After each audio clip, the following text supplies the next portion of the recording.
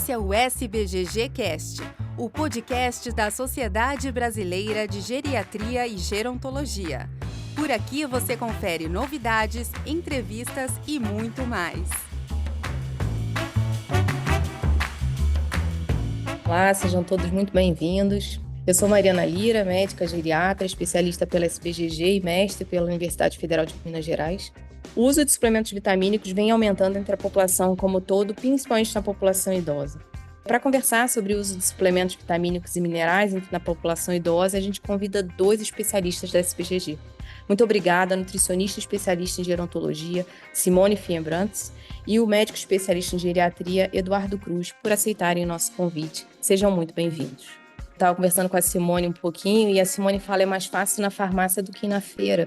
E as pessoas realmente preferem, hoje em dia, suplementar, buscar os suplementos, né? E eu pergunto, será que existe evidência em relação a essa suplementação? Será que existe risco para a nossa saúde, para a saúde do nosso paciente idoso, né, efeitos adversos? Nessa nossa primeira pergunta, nos consultórios, uma dúvida muito comum dos pacientes é sobre a necessidade do uso de vitaminas e minerais ao longo do envelhecimento. Talvez, né, Eduardo, o paciente busca a gente na geriatria preventiva e já chega achando, na verdade, que para ter um envelhecimento bem-sucedido, a gente precisa de algum suplemento. E eu queria primeiro ouvir de vocês dois. Vocês acham que isso é um mito ou é uma verdade? Todas as pessoas, ao se tornarem idosas, necessitam fazer uso de algum suplemento? O que vocês acham? Eduardo, fala pra gente, por favor. Bom, então quero primeiro cumprimentá-las. É um prazer estar aqui com a Simone, com você, Mariana. Com esse bate-papo, né? Espero que seja bem produtivo, profícuo e divertido, prazeroso para quem estiver nos ouvindo. Será que todo mundo precisa de um polivitamínico quando envelhece? Essa é uma questão que eu acho que é muito mais cultural do que real, né? Quando a gente pensa no processo de envelhecimento normal, é evidente que a gente, como tem pequenas alterações em várias partes do nosso corpo, a gente acaba tendo uma absorção diminuída de alguns nutrientes, principalmente os ligados a um pH mais ácido, mas isso não significa que a pessoa idosa ela fique com uma desabsorção, com uma perda de absorção adequada dos nutrientes, pelo fato de estar idosa. Né? Então, a gente está pensando assim, uma pessoa que está envelhecendo e é saudável, ela vai precisar de uma suplementação vitamínica? Provavelmente não. Provavelmente a gente tem uma pessoa que é saudável, já rastreei, né, já investiguei, não tem doença. Essa pessoa, muito provavelmente, ela vai ter uma absorção normal dos nutrientes. E a gente vai estimular, inclusive, depois a Simone vai falar com maestria sobre isso, que as pessoas façam o consumo de micronutrientes a partir dos alimentos, porque existe toda uma idiosincrasia que a gente não consegue transpor para o micronutriente suplementar que existe quando você consome o alimento. Você tem uma série de relações correlatas ali quando você está comendo o alimento, que o alimento potencializa a absorção daquele micronutriente por outros fatores que existem no próprio alimento. Né? Então, esse é um ponto importante. Se eu tiver doença crônica, provavelmente o meu médico ele vai investigar a correlação daquela doença crônica com alguma deficiência nutricional e aí, em havendo, vai fazer a correção daquele nutriente específico. Uma coisa que eu acho que é interessante a gente lembrar é que há uns anos atrás, o jornal da Associação Americana de Medicina soltou uma capa que era assim, basta de vitaminas, né? Basta de polivitamínicos, porque isso é uma cultura que vem dos anos 70. Então a gente vive pior e a gente consome vitaminas, como uma forma de fazer um contrabalanço de estilo de vida. Como se eu pudesse ir lá na prateleira da farmácia e comprar saúde.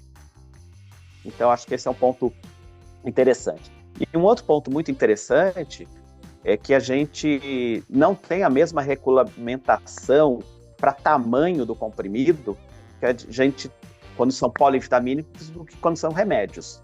Os remédios no FDA, por exemplo, eles têm um tamanho máximo, um volume máximo. Se a gente pensar que muitos dos idosos acabam tendo problemas de deglutição, esses comprimidos muito grandes que nós temos, que são comprimidos polivitamínicos, eles facilitam o engasgo. Então, eu busco saúde, mas eu posso ter um engasgo e potencialmente uma morte por um comprimido. Então, acho que a gente precisa mudar um pouco a maneira como a gente pensa e caminhar para a saúde. E acho que é um pouco sobre isso que a Simone deve falar. Perfeito, Simone. Fala pra gente, por favor. Acho que obrigada também por estar com vocês aqui, e é uma oportunidade de a gente orientar e informar as pessoas, tanto os profissionais como pessoas idosas ou cuidadores. É uma temática muito importante, essa questão das vitaminas e minerais. Até como a Mariana colocou ali no começo, às vezes é mais fácil ir na prateleira da farmácia mesmo e comprar caixinhas e cápsulas do que ir na feira. Por que é importante a gente fazer essa diferença? Porque, como o Eduardo, falou, não é pelo fato de ter 60 anos, 80, 90, 100 anos, que você obrigatoriamente vai precisar de uma suplementação vitamínica ou mineral.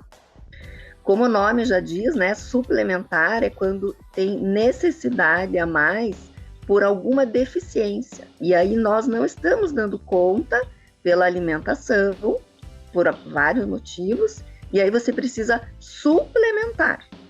O que acontece é que muitas vezes, infelizmente, assim como várias medicações que não precisam de prescrição, seja nutricional ou prescrição médica na farmácia para você adquirir esses medicamentos ou suplementos, as pessoas, de uma forma geral, fazem autoprescrição.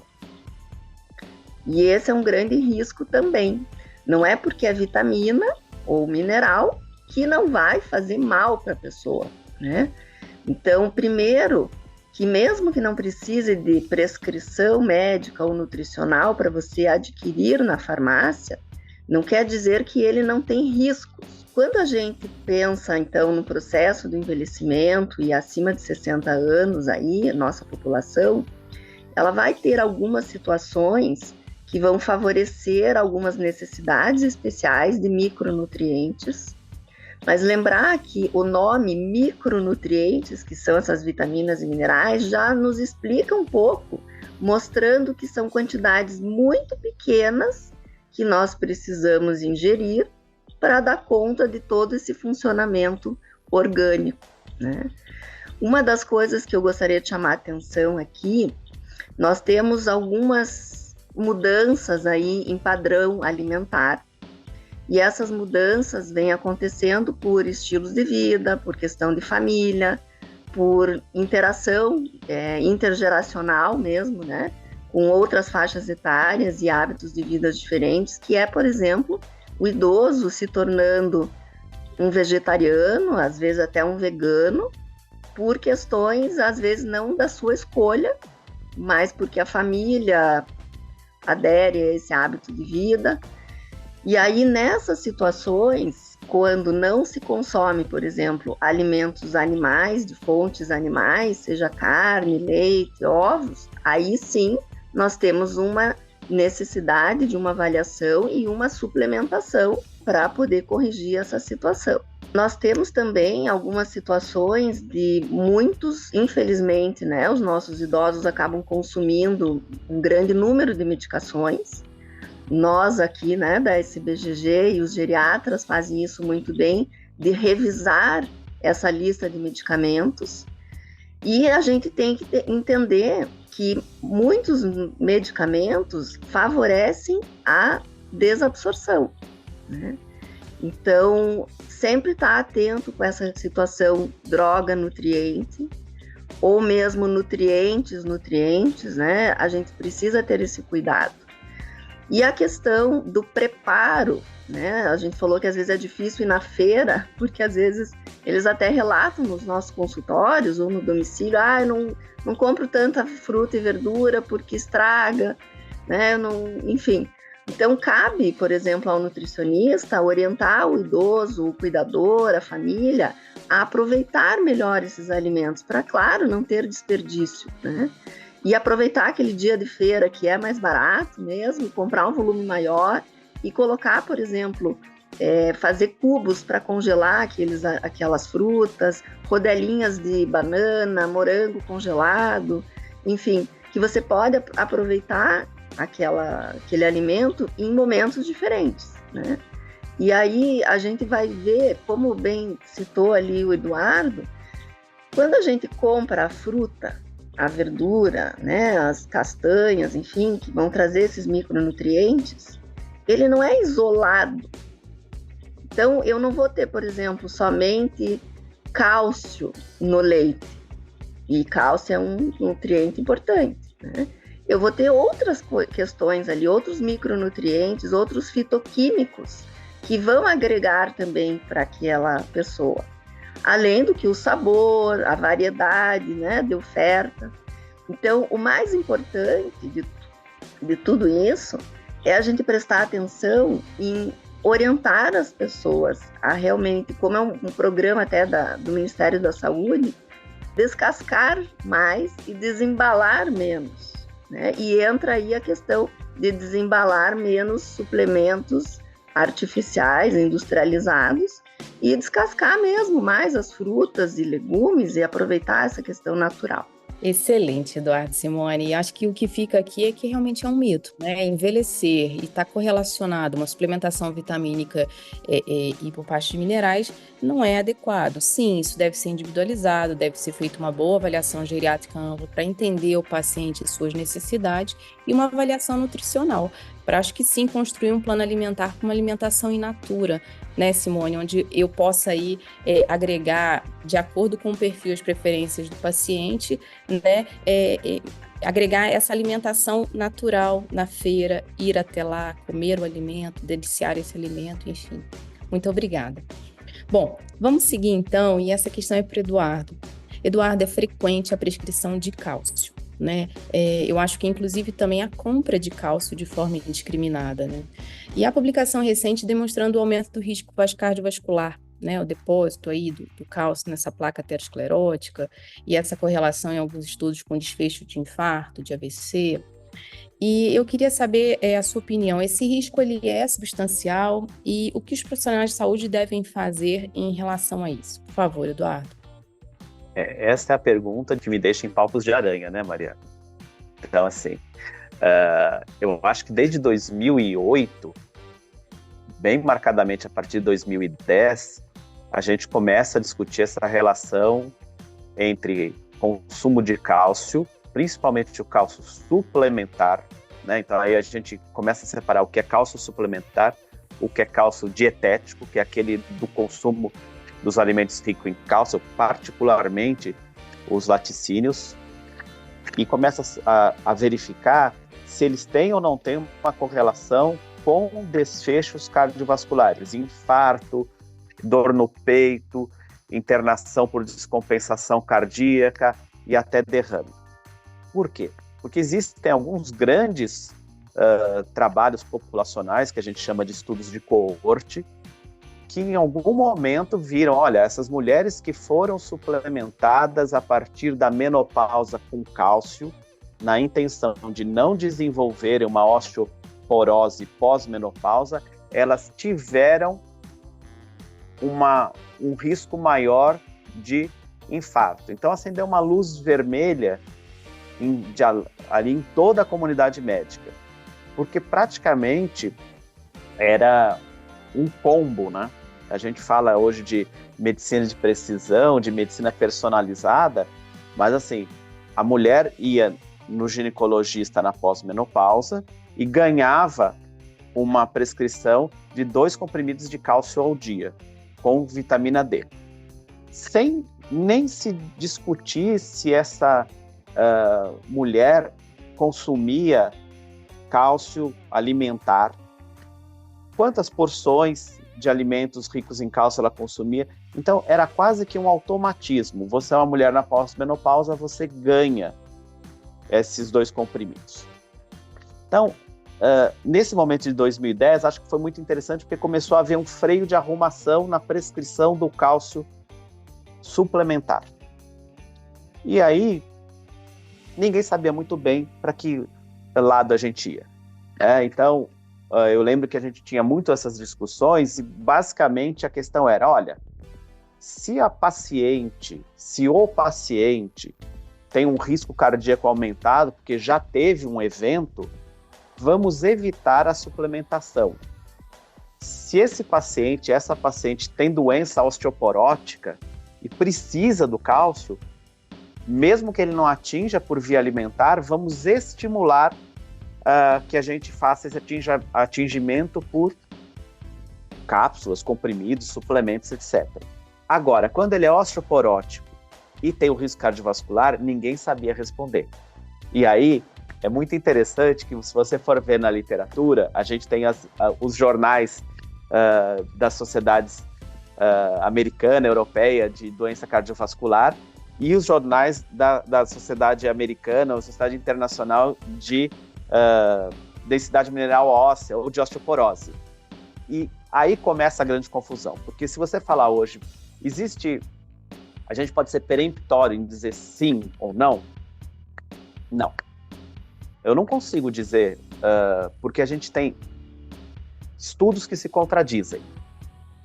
Mas quando você olha os estudos associados com recomendações alimentares, então assim, vamos ver os dados que vêm do INRENES nos Estados Unidos, ou os dados europeus, os dados escandinavos, o que a gente sabe hoje? Que quem tem maior consumo de cálcio alimentar, tem menores níveis de pressão arterial. Mas pressão arterial não é fator de risco para ter infarto? Então, será que a gente não está medindo o cálcio na placa de cálcio, por exemplo, do score de cálcio de uma tomografia de coronária? Então, será que não é uma hipercalcemia e não o consumo do cálcio alimentar que está induzindo um risco cardiovascular? Quando a gente pega dados do Biobanco do Reino Unido, com mais de 500 mil pessoas, homens e mulheres, o que a gente vê? Não existe alteração significativa de doença cardiovascular pelo consumo do cálcio alimentar.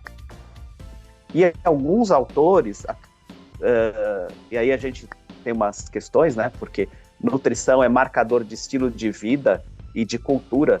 A gente não pode falar assim, é assim, vou transpor para a população, vai ser exatamente isso. Mas alguns autores advogam que, assim, se você tiver o uso de até 1 grama de cálcio suplementar naqueles pacientes que têm necessidade, por exemplo, aqueles que têm osteoporose, você não vai aumentar o risco de doença cardiovascular. Então, eu acho que hoje é muito mais um mito, né, do que propriamente um fato. Porém, como tudo em geriatria, né, e acho que como tudo nas ciências de saúde, que são ciências de verdades transitórias para fins didáticos, a gente vai ter que sempre continuar revisando esse assunto. Eu acho que esse assunto é um assunto que a cada 4 anos eu reviso toda a literatura, porque sai muita coisa diferente. Mas eu acho que os nossos pacientes não têm que ter medo de consumir cálcio, né? Especialmente o cálcio dietético, porque vai ter um infarto. Eu acho que pelo contrário, né? Tem muita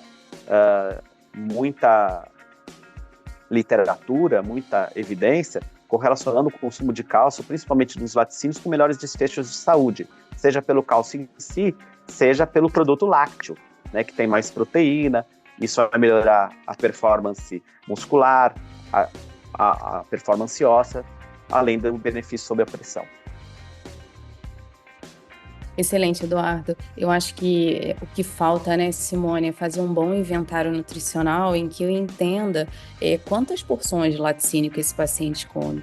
Não algo que seja automático, né, Eduardo? Perfeito isso que você fala. As mulheres que vão jovens e que solicitam uma densitometria e que vem uma osteopenia e que já automatiza aí uma prescrição de carbonato de cálcio com vitamina D ou então outra formulação do cálcio. Isso já é automático, mas eu nem procurei saber, né, Simone? Será que na dieta alimentar dessa pessoa, no inventário nutricional, ela tem aí uma ingesta adequada, né? Então, assim, eu posso sim priorizar essa alimentação, né, de forma individualizada, entendendo até os hábitos alimentares. E o nutricionista ajuda demais nisso aí. Obrigada, Eduardo. Bom, Simone, Quando que é detectado um déficit, né, na dosagem de alguma vitamina, a reposição deve sempre acontecer por meio de medicamento, né, de suplementação, ou é possível fazer por meio da alimentação? E, se possível, se você pudesse dar exemplos para a gente, como profissional de nutrição, como que a gente pode corrigir esses déficits pela alimentação? Por favor, Simone. Então, a gente sempre ter, na avaliação clínica nutricional, nós vamos fazer mesmo uma investigação de um recordatório alimentar, de uma frequência alimentar ali, de alimentos, né, fontes, principalmente de alguma situação clínica que a gente observa clinicamente ou em conjunto com a equipe, vem essa questão da deficiência. Num primeiro momento, dependendo de quanto é essa deficiência, se é uma deficiência leve, a gente consegue sim repor com os alimentos. Vou dar um exemplo agora que a gente acabou de falar do cálcio, né? Nós precisamos, para uma pessoa que tenha osteoporose já instalada ou uma osteopenia, em média ali 4 porções de leite e derivados por dia. O que seriam essas porções? A gente pode sim, por exemplo, consumir o leite líquido, na forma líquida, seja ele desnatado, semidesnatado, integral, zero lactose, né, que hoje também é bem consumido. Todos eles vão ter a mesma quantidade de cálcio, que é aproximadamente para um copo ali de 200 ml, ou uma xícara de 200 ml, em torno de 250 miligramas de cálcio por dia. Então, vejam bem, somente uma xícara já é praticamente metade de um comprimido que a gente encontra, de forma geral, na farmácia, ali, de 500 miligramas de cálcio. Ah, mas daí você vai me dizer, né, Mariana, mas nem todo mundo consegue consumir um volume lá de 4 vezes 200 ml, né, quase 1 litro de leite por dia. O que a gente pode fazer? A gente pode aumentar essa densidade de cálcio com o próprio leite, usando, por exemplo, o leite em pó, 2 colheres de leite em pó. Quando a gente reconstitui em um copo de 200 ml de água, ele vira um copo de leite líquido. Então, eu posso usar o próprio leite líquido, acrescentar 2 colheres de leite em pó, e ele vai ter a concentração de 2 copos de leite num copo só. Então, eu estou aumentando a densidade de cálcio, por exemplo, de proteína, né, enfim, de outros nutrientes, mas mantendo o volume. E que isso, muitas vezes, é importante para a pessoa idosa, porque às vezes ela não dá conta de grandes volumes, né? Então, a gente pode, sim, por esse exemplo, adequadamente orientando as pessoas a consumir, por exemplo, essas 4 porções de leite ou derivados, iogurte, um copo de iogurte de 150 gramas vai ter também essa quantidade, né, de cálcio. Pode ser feito, então, pela alimentação. Da mesma forma, a questão do ferro, por exemplo, a anemia, que é muito frequente também em alguns idosos, né?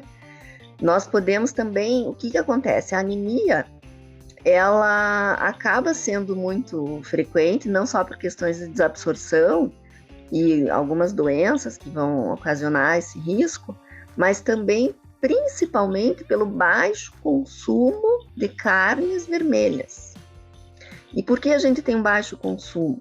Porque a mastigação muitas vezes não é adequada, porque a deglutição tem dificuldade, porque a digestão é mais lenta mesmo, né, com o processo do envelhecimento, principalmente para proteína e proteína animal. Então, vários fatores fazem com que os nossos idosos diminuam o consumo de alimentos fontes de ferro. E aí, nessa forma, uma das coisas também que a gente pode fazer, ao mesmo modelo de aumentar a densidade nutricional ali, você pode orientar as pessoas a fazerem, por exemplo, cubos de carne caseiro, que você pega a carne lá, coxão mole, acém, mignon, enfim, qualquer carne vermelha, e você cozinha, tritura, coloca em forminhas de gelo, por exemplo, e esses cubinhos você vai colocar no caldo de feijão, no próprio molho de uma carne, em molhos de legumes, e aí da mesma forma você pode usar, então, o alimento para ajudar a suplementar. Agora, quando é uma situação mais grave ali, uma deficiência mais moderada ou grave, ou quando você tem uma urgência naquela reposição por uma situação clínica ali, né, transitória, aguda, Aí a gente vai precisar, sim, suplementos industrializados. Por quê? Porque eu vou ter um controle de quanto efetivamente eu tenho daquele micronutriente. E aí eu preciso, sim, usar essas questões industrializadas, né? E aí fazer essa suplementação via oral. Quando a gente observa com a equipe, né, doutor Eduardo, que a função gastrointestinal não está adequada, não tem absorção, ou o trânsito gastrointestinal não vai dar conta de absorver esses micronutrientes, pode ser às vezes por uma diarreia, alguma questão disfuncional, aí a gente usa o recurso de uma suplementação endovenosa. Mas a gente tem que ter um cuidado, né? Porque da mesma forma que cada vez mais a gente vê suplementação via oral por automedicação, a gente também tem observado, como equipe aí de geriatria e gerontologia, uma demanda aí muitas vezes do próprio paciente ou do próprio familiar nos perguntando, será que não é interessante uma suplementação endovenosa?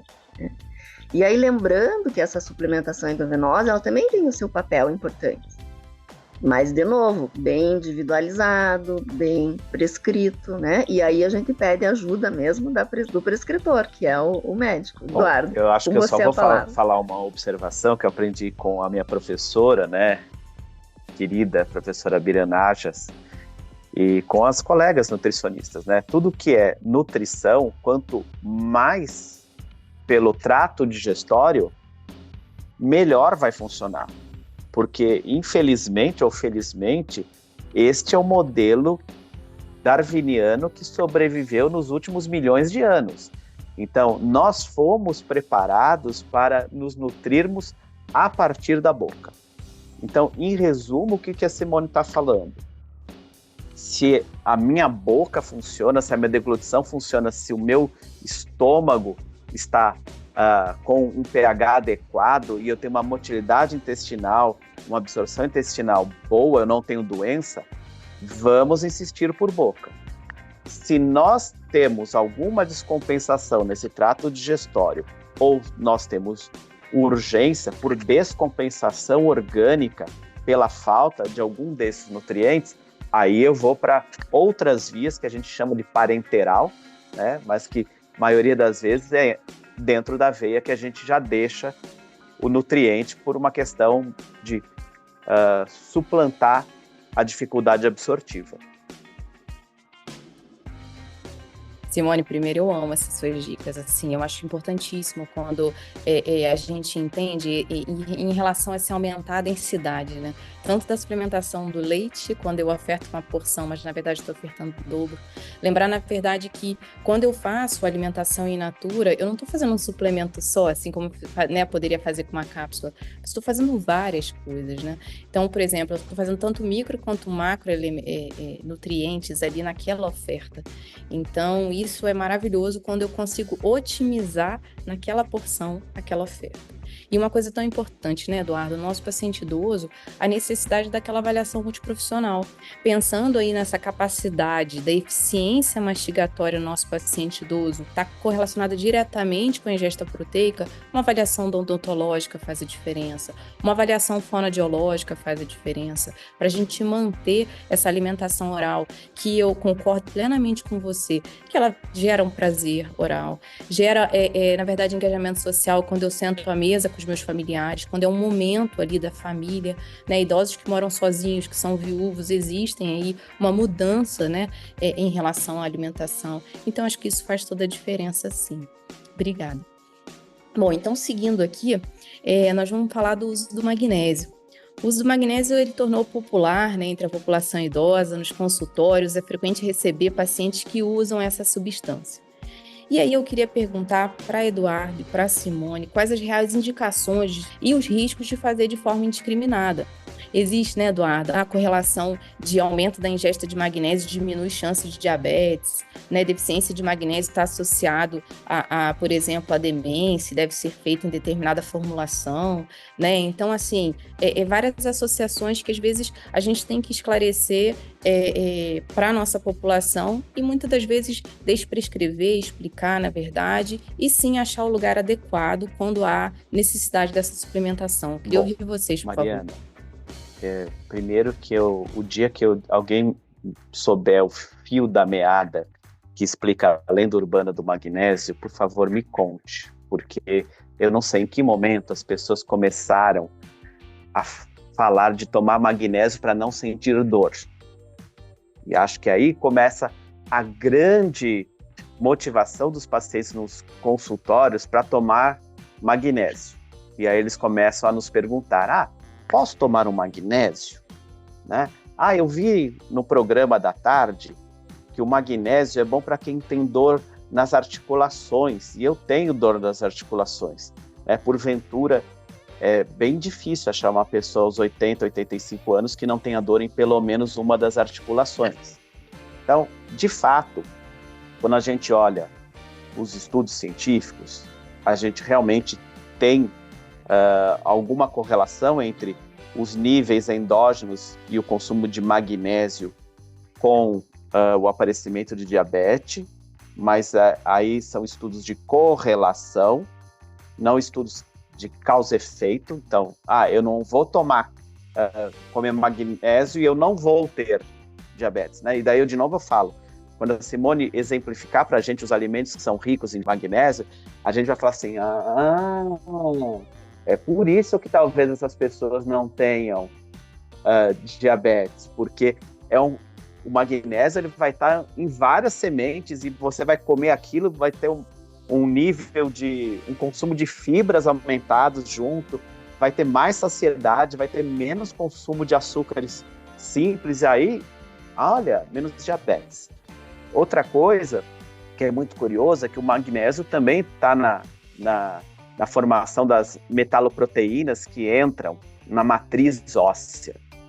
Mas a gente nunca discutiu de dar magnésio para alguém que tem osteoporose, porque não existe essa correlação entre saúde óssea e suplementação de magnésio. Pelo contrário, a gente sabe, por exemplo, o magnésio ele forma um composto com a classe mais comum de remédios para tratamento da osteoporose, que são os bisfosfonados, que é o que o SUS distribui, né, para tratamento da osteoporose.